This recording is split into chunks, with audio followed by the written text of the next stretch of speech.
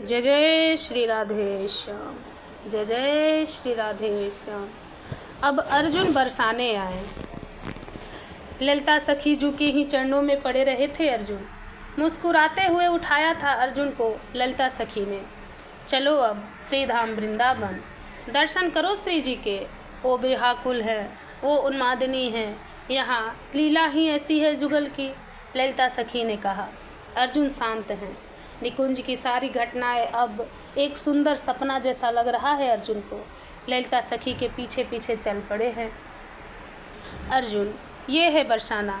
ललिता बरसाने में आई थी। अर्जुन को भूमि को प्रणाम किया अर्जुन ने। ललिता सखी एक शिला पर बैठ गई थी। अर्जुन भी वहीं बैठ गए। निकुंज की सुगंध है यहाँ, अर्जुन ने कहा। फिर कुछ ही देर बाद अर्जुन का प्रश्न शुरू हो गया। ललिता ने विनोद में कहा भी, वासुदेव के मुख से गीता सुनकर भी तुम्हारे प्रश्न शांत नहीं हुए। अर्जुन ने इसका कोई उत्तर नहीं दिया था। प्रेम मार्ग में चलने के लिए आवश्यक साधन क्या है? पृथ्वी में ही उतरा निकुंज है ये बरसाना। वृंदावन मुझे अनुभव हो रहा है, इसलिए मैं ये प्रश्न कर रहा हूँ, अर्जुन ने कहा। शरणागति प्रपत्ति ये आवश्यक साधन है प्रेम मार्ग में, ललिता सखी ने बताना शुरू किया था। सबसे पहले साधक अपने प्रारब्ध को भोग द्वारा समाप्त कर दे, क्योंकि पहले प्रारब्ध को मिटाना आवश्यक है।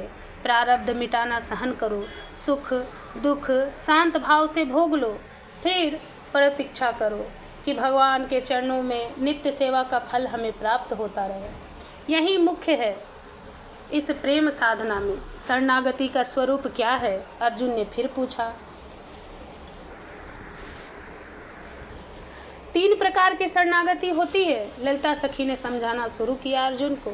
शरणागति, फल शरणागति, भार शरणागति और स्वरूप शरणागति। फिर कुछ देर बाद ललिता सखी बोली, हे अर्जुन, फल शरणागति उसे कहते हैं जो ऐश्वर्य चाहता है, केवल मोक्ष चाहता है।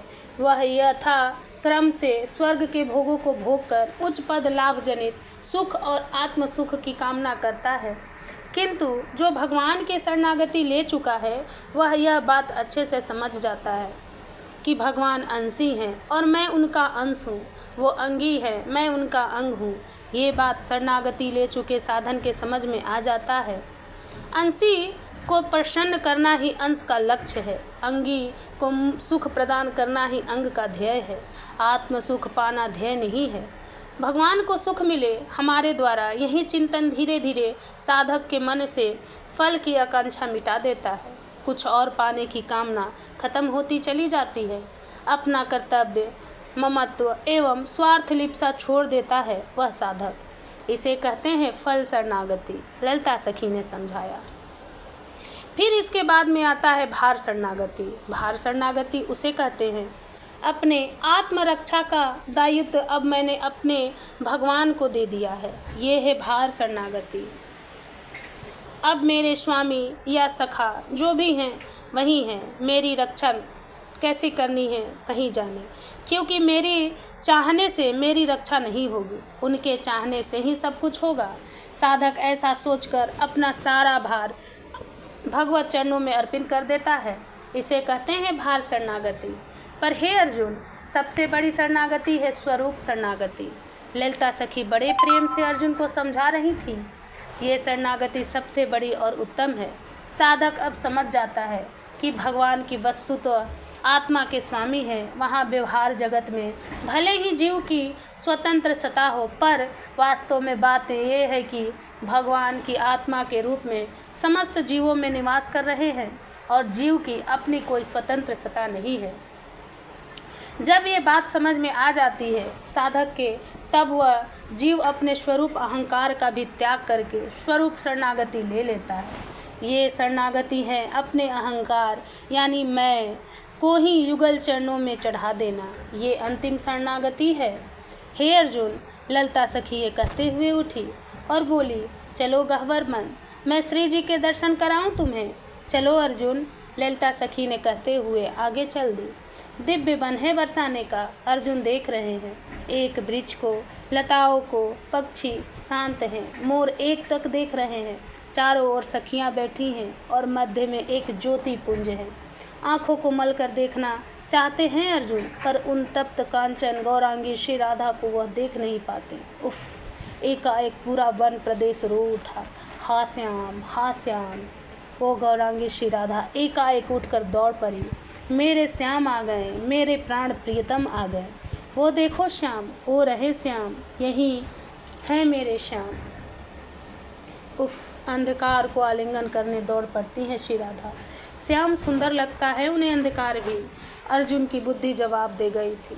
वो कुछ समझ या सोच नहीं पा रहे थे, पर ये क्या, गह्वर वन एकाएक श्री राधा के अट्टहास से गूंज उठा था।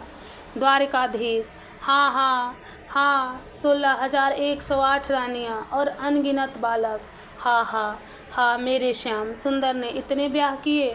नहीं नहीं, फिर गंभीर हो उठी थी श्री राधा रानी। नहीं, मेरे श्याम सुंदर ने नहीं, मेरे श्याम सुंदर तो मुझे छोड़कर कहीं जा ही नहीं सकते।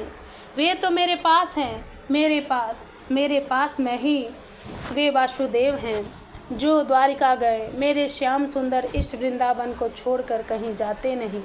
ये सच है, यही सच है। बाकी द्वारिकाधीश की बातों से मुझे क्या प्रयोजन, उनसे क्या लेना देना मेरा।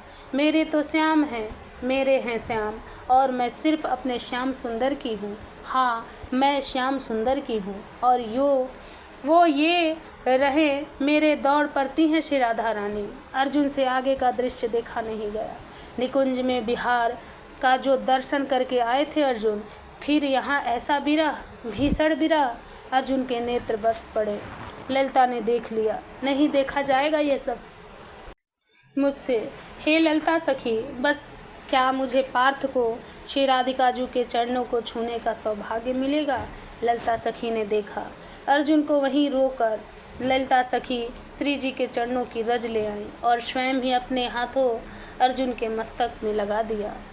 बस इसके बाद तो अर्जुन उन्मत्त हो उठे थे। प्रेम का पागलपन सवार हो गया था।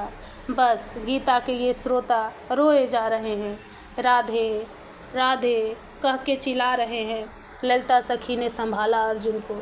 हिलकियों से रो रहे थे अर्जुन। अब कितना समय और इन दोनों के मिलन में, अर्जुन ने ललिता सखी से पूछा। लंबी सांस लेकर ललिता सखी बोली, 100 वर्ष बीतने में अब मात्र 5 वर्ष बचे हैं, पर ये समय कैसे बीता अर्जुन, ये सब भी नहीं बता पाएंगी। ओह, ललिता सखी अब अर्जुन को देख वो भी रोने लगी थी।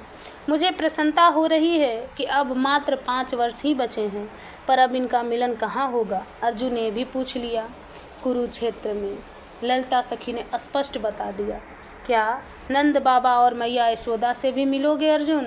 नहीं, मैं मिल नहीं पाऊँगा, मैं उन्हें देख भी नहीं पाऊँगा। मैं नंद बाबा और यशोदा मैया की दशा से परिचित हूँ, इसलिए कह रहा हूँ।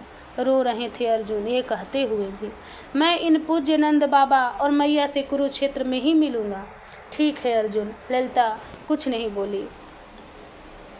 पर ये अच्छा नहीं है, श्री जी को इतना विरह में देखना असहा है। अर्जुन ये बोलते रहे। ललिता ने फिर कहा, ये अवतार काल की लीला है, इसमें संयोग वियोग चलता ही रहेगा।